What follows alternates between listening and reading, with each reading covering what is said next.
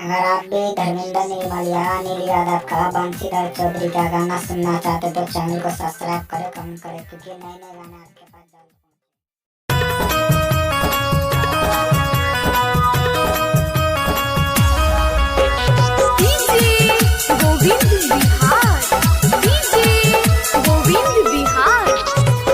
जल्द शादी जब से छौड़ी करबो नहीं करे छिया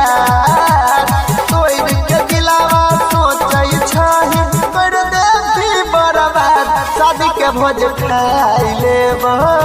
ये छौड़िया भुलाई देबो शादी के भोज खाई लेबो ये छौड़िया भुलाई देबो सेट भेल शादी जब से छौड़ी करबो नहीं करे छिया तोर के दिलावा सोचै छही कर दे भी बर्बाद शादी के भोज खाई लेबो ये छौड़िया भुलाई देबो शादी के भोज खाई लेबो ये छौड़िया भुलाई देबो।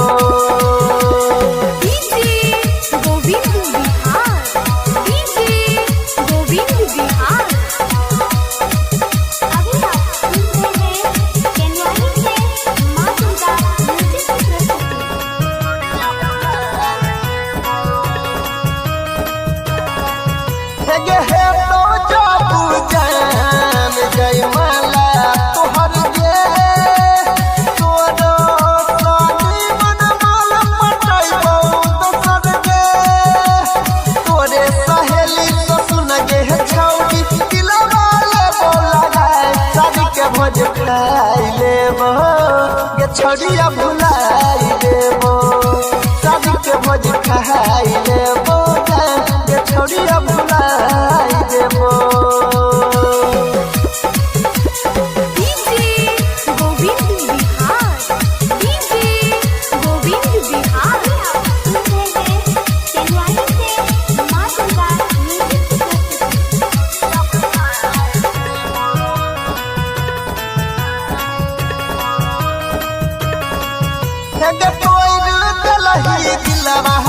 तोरा भेलो नहीं लाज के हम बन देबो छौड़िया धोखेबाज के अनिल सनी सागर छौड़ी कर देबो बाई बाई शादी के भोज खाई लेबो ये छौड़िया भुला